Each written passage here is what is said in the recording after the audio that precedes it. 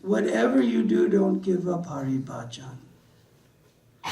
That whatever happens in your life, whatever happens to us, the most important thing is Shravanam Kirtanam Vishnu. I used to be the manager in the St. Louis Temple for about 10 years in the 80s after Srila Prabhupada left. And we had a sign up in the restaurant. It said anyone can get free prasadam by the simple process of Shravanam, Kirtanam, Scravanam, Mapanam.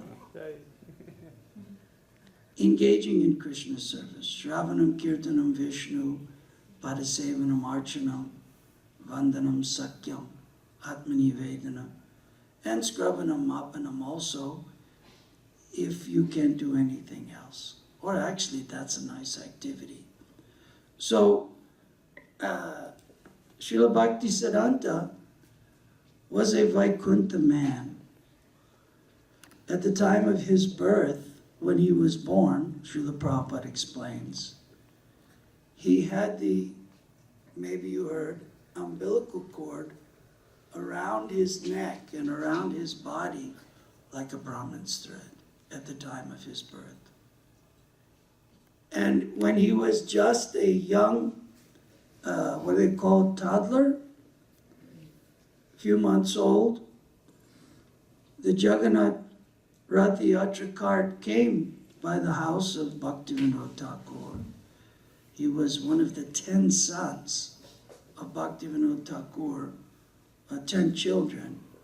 Bhaktivinoda Thakur had actually prayed for a ray of Vishnu to appear. And this was his son, who later became known as Bhaktisiddhanta Saraswati Maharaj. When the Jagannath cart came when he was a toddler, the mother took the young boy out to the cart to place the toddler at the feet of Jagannath on the cart.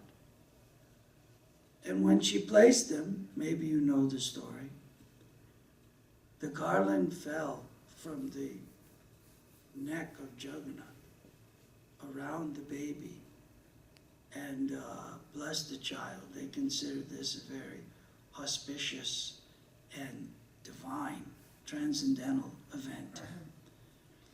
Srila Bhaktisiddhanta was known as the Shinga Guru. He preached very heavy. When he would come and preach, people would cross the road to the other side of the road. They'd see him coming because he was preaching so heavy. Vairagya Vidya. This is our movement, the movement of Chaitanya Mahaprabhu. Vairagya Vidya Nija Bhakti Yoga. As renounced as possible. And Srila Bhaktisiddhanta Saraswati, he was so renounced. He never took wife. He never had children. He was brahmachari, sannyasi, throughout his life. Of course, he passed at a young age, seemingly, 62 years. Our Srila Prabhupada met him in 1922. And at that time, he told Srila Prabhupada, who was wearing khadi, who was a follower of Gandhi, Abhay Charan Day.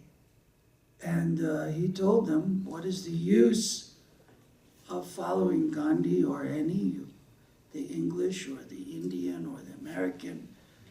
It doesn't make a difference, whatever government you follow, whatever social, external. Most important thing is you become devotee of Krishna. And he told him, you're a young, intelligent man. Why don't you preach to the English-speaking people? He told them on the first meeting, 1922, Srila Prabhupada was at the time 26 years old. He said his friends dragged him because he had seen so many saintly people that had come to his father's house, that he thought this is just another saintly person. But Srila Prabhupada was moved, so much so that, as we know, the story goes, it took some time. Srila Prabhupada was initiated in 1933, just 3 years before Srila Bhaktisiddhanta left the planet.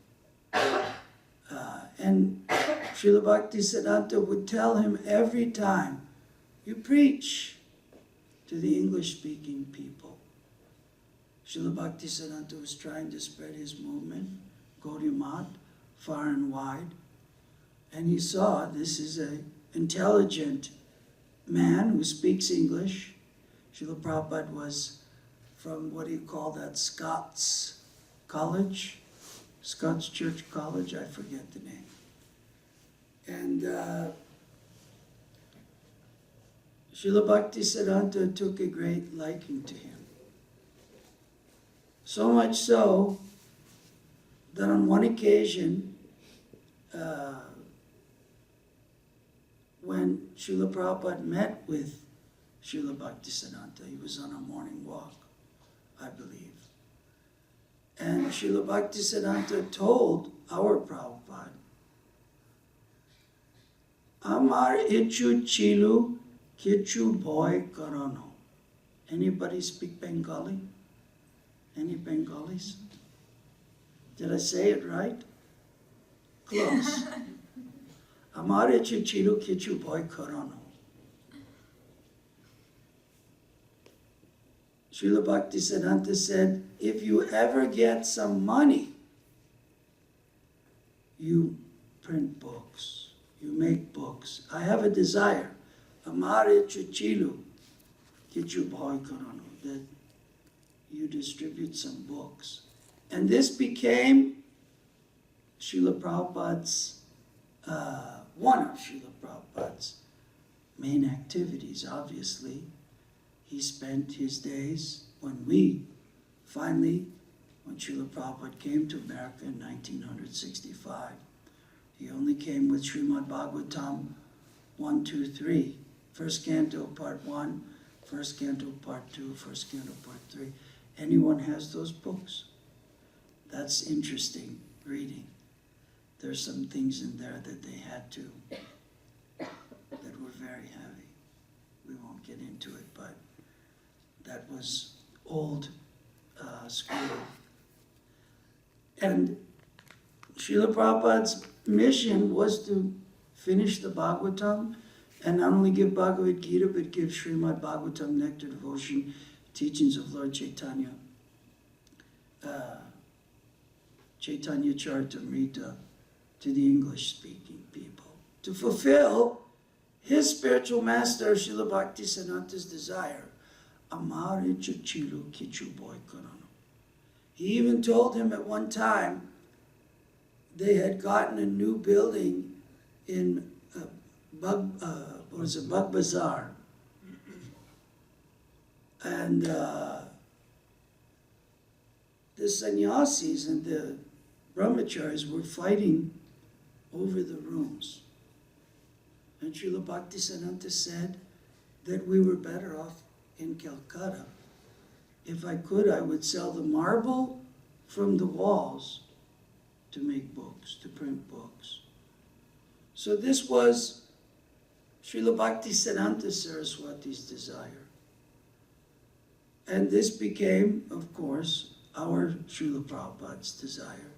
He was initiated by Srila Bhaktisiddhanta in 1933. He always thought, I've met such a saintly gentleman. And he assisted, even in Srila Prabhupada's household days. He had, I think it was 5 children. And he was working in the pharmacy industry. But he would always host the sannyasis and the preachers of the Gaudiya Math all throughout his household days. He would give them facility and try to help them in whatever way he could. And then, of course, in 1960, I believe it was 56 or 58, Srila Prabhupada, our Srila Prabhupada says that Bhaktisiddhanta Saraswati was coming to him in a dream, and he was calling him to take sannyas. Prabhupada says he was a householder with many children. He was still in his late 50s, I think. Maybe it was earlier, 52. So Prabhupada was about 56 years old. Prabhupada said, to his great humility, I was horrified. Srila Bhaktisiddhanta is calling me to take sannyas. I was horrified, Prabhupada says. But of course, he said, Srila Prabhupada in his great humility says that I was somehow or other, by my Guru's grace, I was forced to take sannyas. His business was not going very well. He had been fairly wealthy, and then the business took a turn around that time. And his wife, somehow or other, wasn't exactly following. She had sold one of his manuscripts from the Bhagavad Gita, to buy tea biscuits, I think it was. So he was very upset. He said to her, tea or me? And how that happened, I have no idea. She said, tea.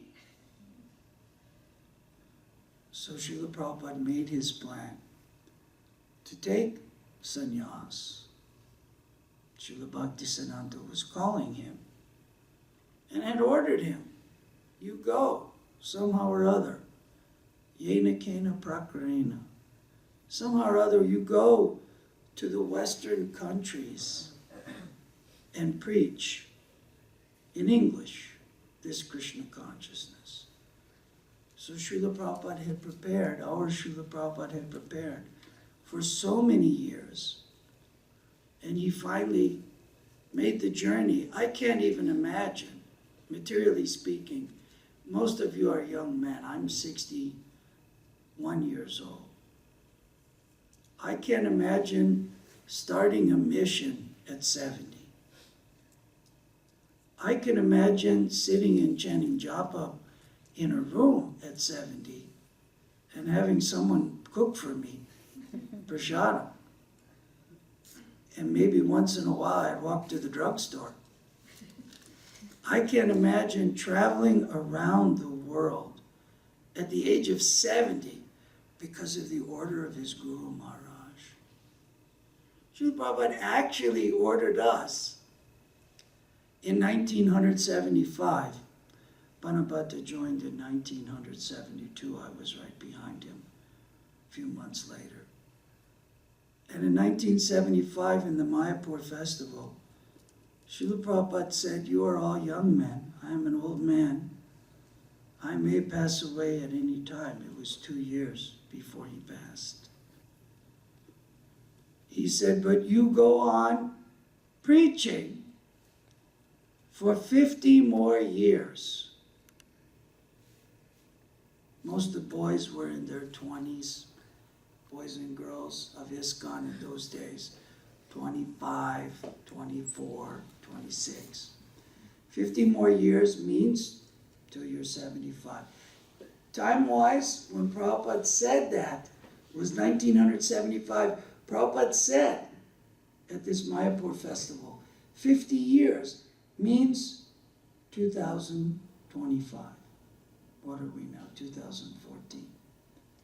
So at least 11 more years. Srila Prabhupada, I'm 61, I'll be 72 by then, I think. 72, 73. Srila Prabhupada started. In 65, Srila Prabhupada was 69, 70 years old. And he passed away when he was about 82. 1987. So we have to be so grateful to our Parama Guru. Our Param Guru, most of you are, how do you call Param Guru? I think great-grand Guru. We call Srila Bhaktisiddhanta our Param Guru. That he's the Guru of our Guru. He's the Guru of your Guru's Guru, Srila Bhaktisiddhanta. We have to be so grateful and attentive to his desire, Amare Chuchiru Kichu Boy Korano. Especially this day, because he gave that great inspiration in the order to our Srila Prabhupada. And that's why this Krishna consciousness movement is here, even in little Sacramento. No offense. Even as far as, are we in Sacramento or a suburb of Sacramento? Sacramento. It's a nice city. We did kirtan at UC Davis several times over the years. So we have to be very grateful to Srila Bhaktisiddhanta and follow his order. Srila Prabhupada was very pleased. I remember, I'm just reminded of one story. Srila Prabhupada went to visit the devotees in Gainesville, Florida. And to Srila Prabhupada and a true Vaishnava, home is Sri Mayapur Dham. Many of you are disciples of Jayapataka Maharaj. That is the home of the Vaishnava, Sridham Mayapur, Vrindavan. So when Srila Prabhupada was in Gainesville, he gave one lecture how he was very grateful to the devotees for starting our Krishna consciousness movement. I think he called it in this remote, what did he say? In this remote, distant place. Because the Srila Prabhupada, Gainesville was the middle of nowhere. It wasn't near New York, it wasn't near Gainesville, Florida. So that was Srila Prabhupada's desire, that devotees congregate for Shravanam Kirtanam Vishnu. Srila Bhaktisiddhanta said in his last lecture, just days before his passing in December of,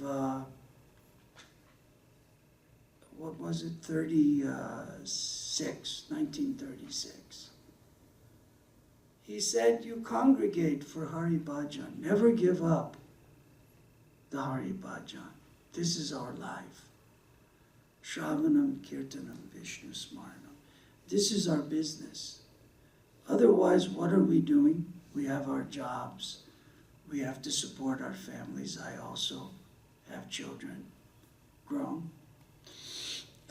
Devotee children born in ISKCON. Anwat Seka, my son. We live in the BBT building. I worked for BBT for 25 years. He lives in a room that Prabhupada came in on the corner of Watseka and Venice. And he's in that room tonight, 24 years old, Ramnomi.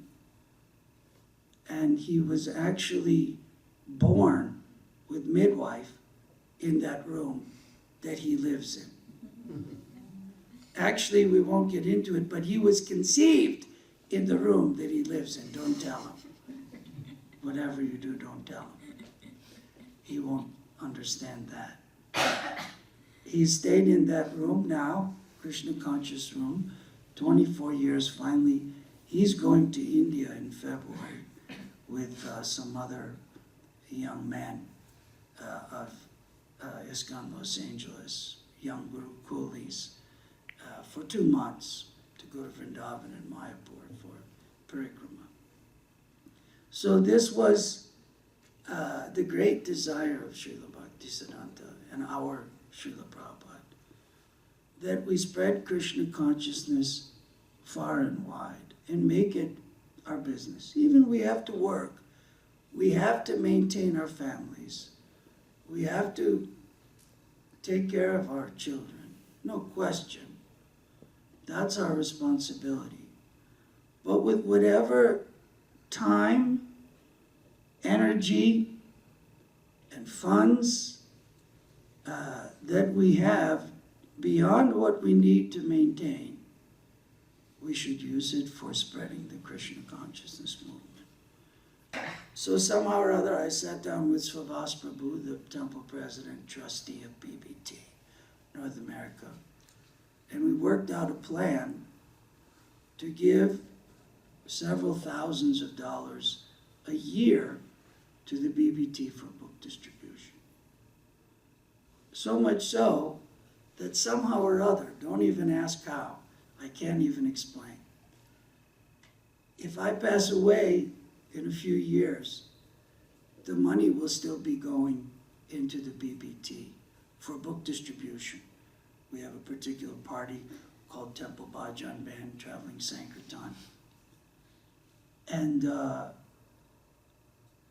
I was thinking, this has to make some difference, because I'm not a very saintly person. I'm named Suradas by Srila Prabhupada, but I'm a sinful person. I would probably be taken by Yamadutas. But I think if the Yamadutas take me, and then that same month, there's money going from my account, long story, not bank account, but some account, into the BBT, post-mortem, after death, months after death. The Yamaduta's got to say, well, Vishnu Duta's got to say, hey, hey, hey. He may not have chanted very attentively. He may have made tons of offenses, but he's giving money as we speak. He's dead. He left his body, and still, by the result of that body, money's going into BBT for book distribution. Happens to be in North Carolina, go figure. We have some distributors in North Carolina.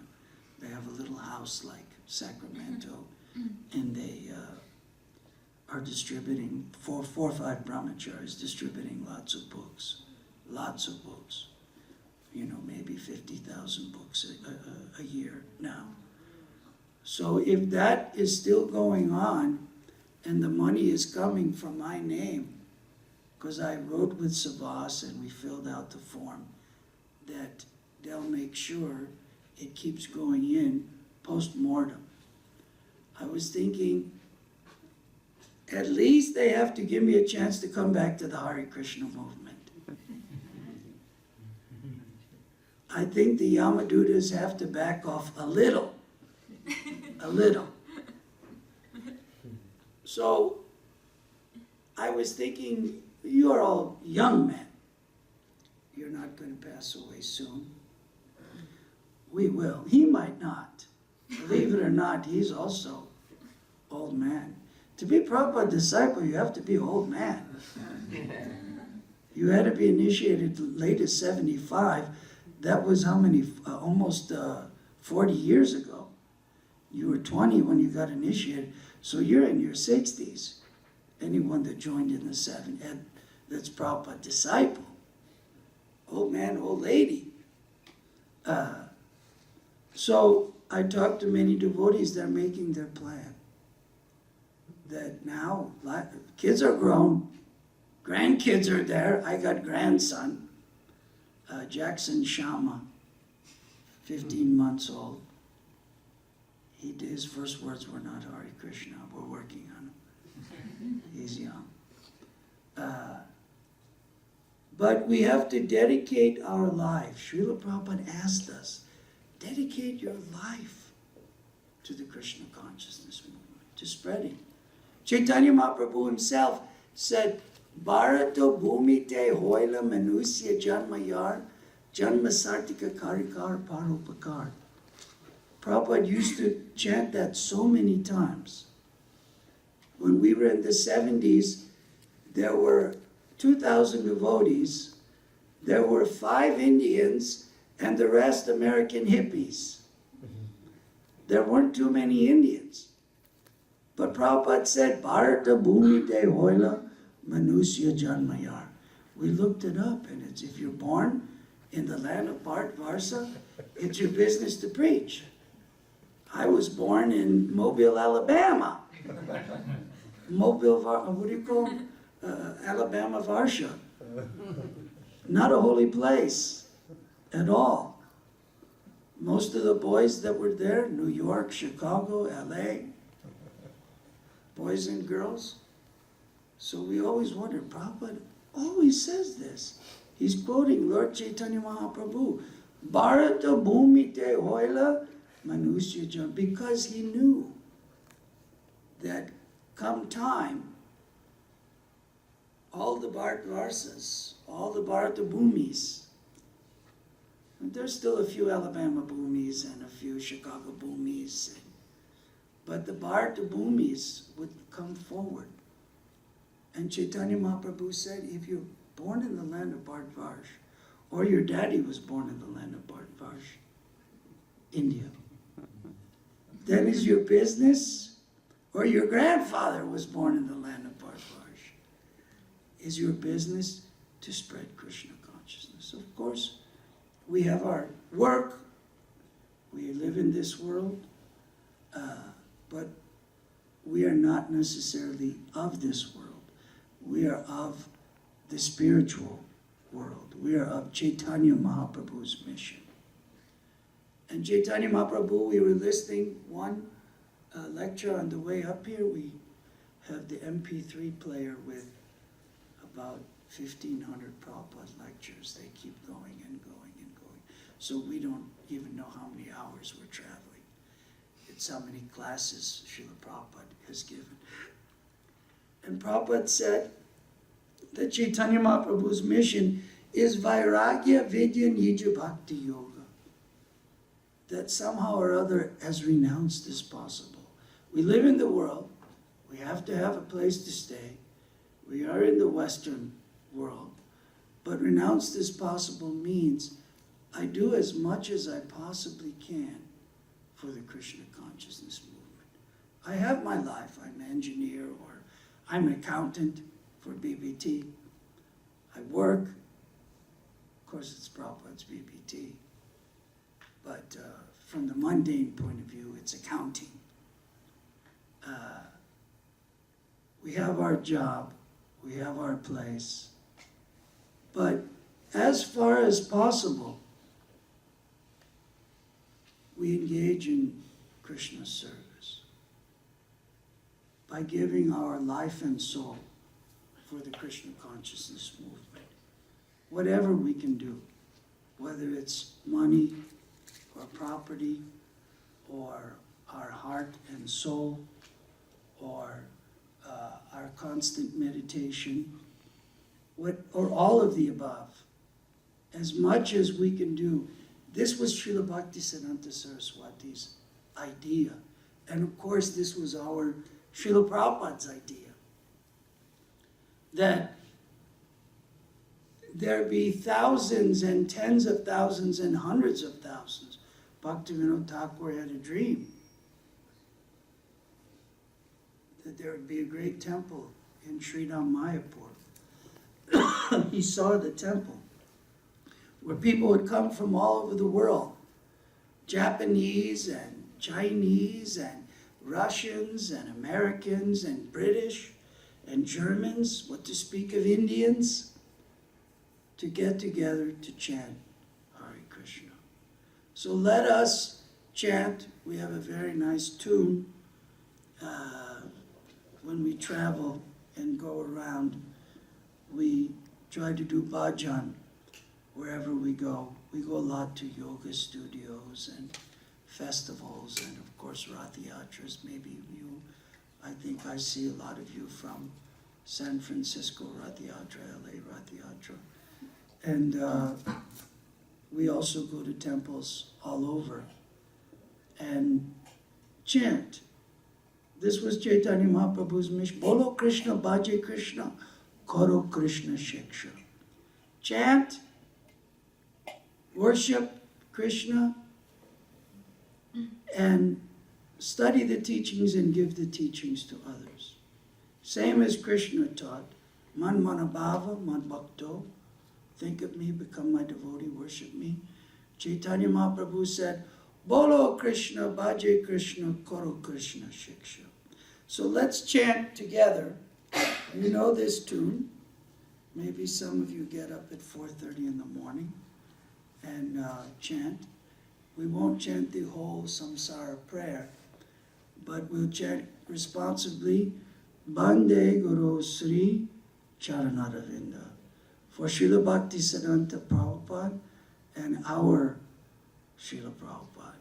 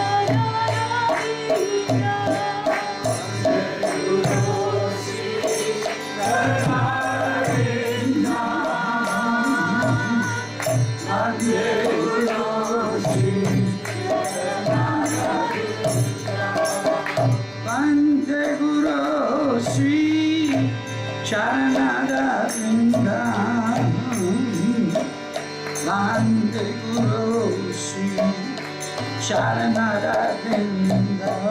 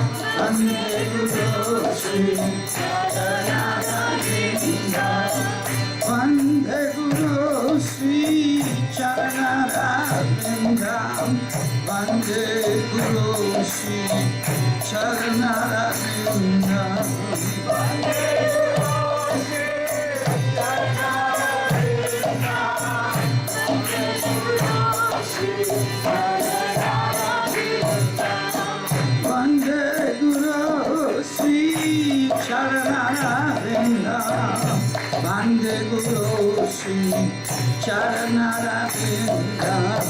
Vande Guru Sri Charanaravinda. Vande Guru Sri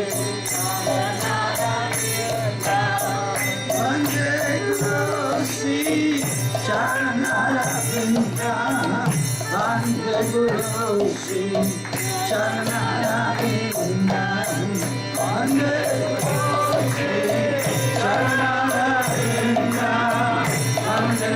Guru Sri Charanaravinda. Vande Guru Sri Charanaravinda. Vande Guru Sri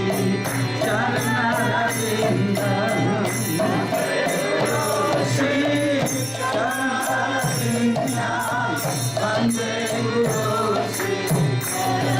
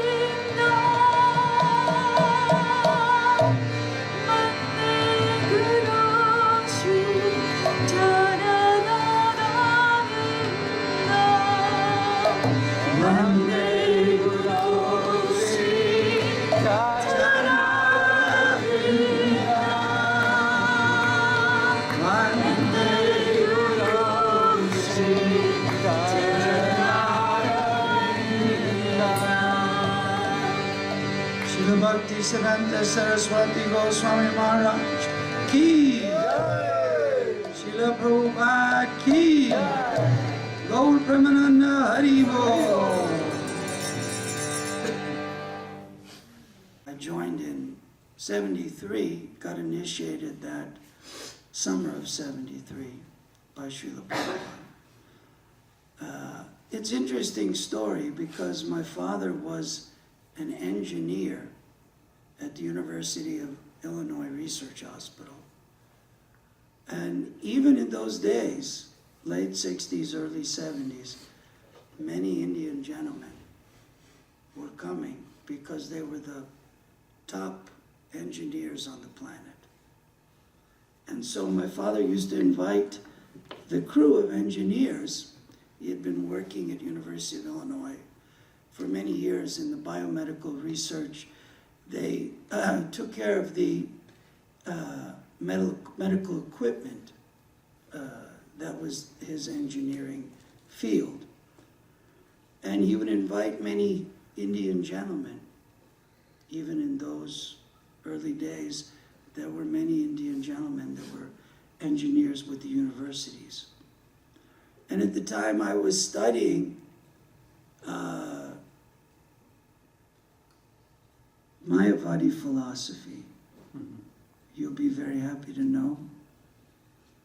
Be Here Now, Autobiography of Yogi, Vedanta Center. I was going to all of them because I knew, for some reason, there was some serious truth in Vedanta, in the Vedas. So on several occasions, this is interesting, these Indian gentlemen would come to our house and have dinner with my parents. They were second generation Lithuanians. I don't know, I've never been there. What is Lithuania? But it's used to be part of Russia. Even though we look Indian, not exactly this lifetime. They were Litvaks, both mother and father. Actually born in America, Cincinnati and Chicago, but their parents both came from Lithuania. But they would invite these Indian gentlemen and their wives and children over. So I would always ask, I'd tell them, I'm reading Autobiography of a Yogi, Be Here Now, The Buddhist Dharma by Edward Conze, and all these books I would tell them. And I asked several, you're from India, please tell me, are these bona fide? The 16-year-old guru, he was very popular, now he's a 60-year-old guru. I don't know if he's even still alive. I don't know if you remember, what was his name? Guru Maharaji. He's still alive. He's still? Yes. Okay. Prema We were studying all of them. I was doing all of this stuff. They taught me you have to close all the pores of your this one here and the heel, and I wasn't seeing the white light yet. So I asked him, what is the what, you're from India, what's bona fide in India? And interestingly enough, as if Chaitanya Mahaprabhu sent this gentleman, couple of them, who were working, engineers, family men, 1969, 1970, they said, oh, Hare Krishna movement, that one is bona fide. That's the real thing. I know, they told me that, because I was like, really? Those guys on the corner with the ching, ching, ching, ching, ching, ching. That's it? I said, yeah, that's the most authentic. I don't know where these guys were from, Bengal or what. I never asked. I didn't know India. But more than one, when they came over, my father would invite them. I asked the same question, Hare Krishna. So I thought, okay, if these guys say Hare Krishna, there must be something to it. So, obviously, when in the 1970s, you can imagine, you couldn't escape from the Hare Krishna. Everyone who lived in a temple had to go on Sankirtan. One person would do the puja. They'd cook in the morning. Everyone would go out. So people thought, even I thought, there's 6 million of these people, and they're on every corner. They're at every shopping center, every day, all day, and all night. Everywhere you go. I was crossing the street to avoid Hare Krishnas because I had so many Gitas. They saw, everyone sold me. I know I have that. No, take it. All we had was Bhagavad Gita, Teachings of Lord Chaitanya, Nectar, Devotion. Maybe one Bhagavatam. I had 6 copies of each book because I wasn't willing to join. And even I'd cross the street, they chased me. For some reason, they could smell, this guy could be interested. It was a funny day because I didn't look like a Hare Krishna. I had hair that went up like this. They think they call it a Jufro. And I had a thing here and a thing here. And I was 19. And they chased me up and down the block till finally I came to the point I have to go and check this out. And of course, it was so much different than the Vedanta or the silent meditation, closing all the pores. And I had a mantra, you'll be happy to know. I paid $25 my senior year in high school.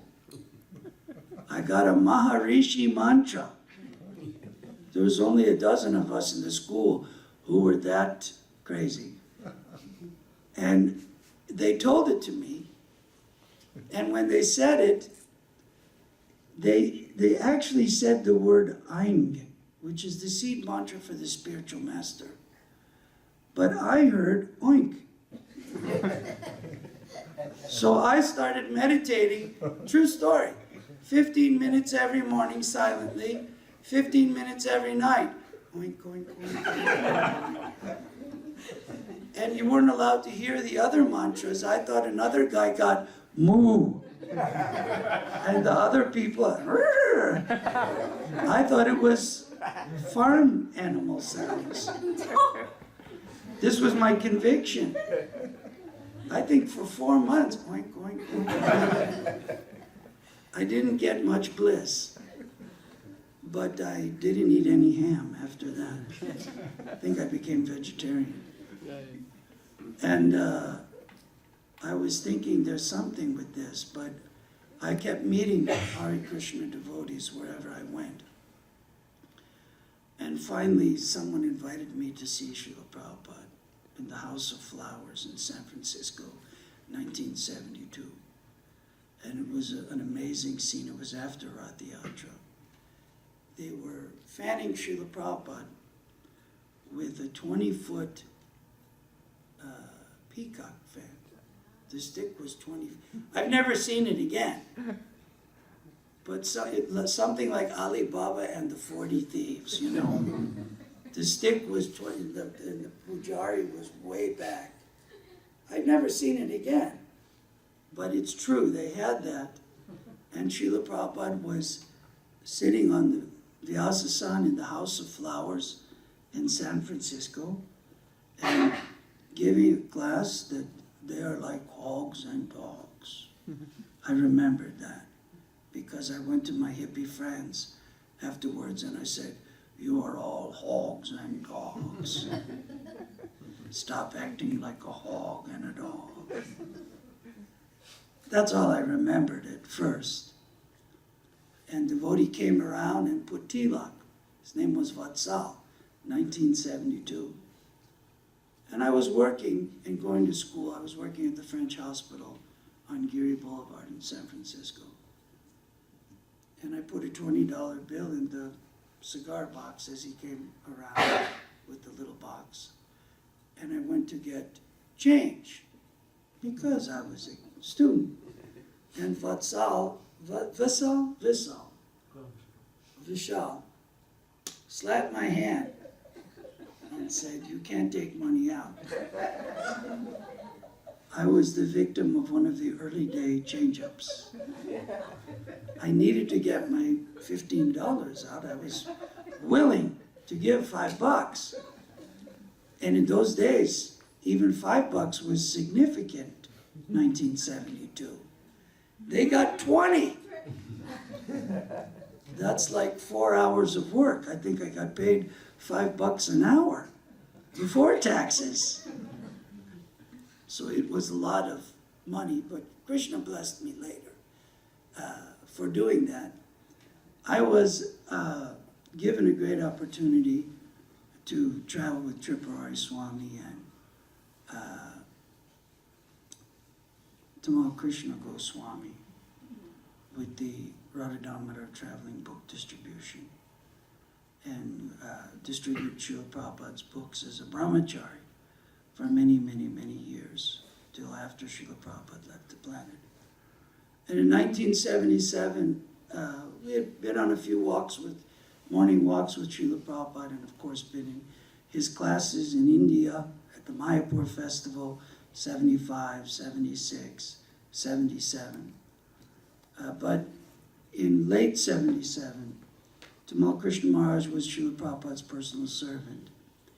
And they needed someone, one of the leaders on Radha Damodar. I'd been managing some Sankirtan for a few years. I was still a young man, 25 years old. And Tamal Krishna Maharaj asked the Swamis to get together and send someone to be his assistant to serve Srila Prabhupada. So we were very fortunate in 1977. We went to Vrindavan, and in the month of August, just 2 months, September, October, November, Srila Prabhupada passed away in November of 77. But in August we were there, and we stayed for the entire month into September when Srila Prabhupada went to London and was supposed to come back to America and travel. But of course, because of his illness, he had to go back to Vrindavan. We were in England also with Srila Prabhupada. And every day in the Vrindavan temple, they would carry Srila Prabhupada in a palanquin, a rocking chair palanquin from his rooms. We had the fortune of carrying Srila Prabhupada into the temple room. And under the tamal tree, Srila Prabhupada would sit in his rocking chair palanquin. And maybe 30, 40 devotees like this would sit in the temple room in front of Krishna Balaram and sing Hare Krishna to Srila Prabhupada. And every day, this one devotee, Canadian, Indian background, his name was Satchidanand, I think. Satchidanand. He would sing this beautiful tune of Hare Krishna. Hare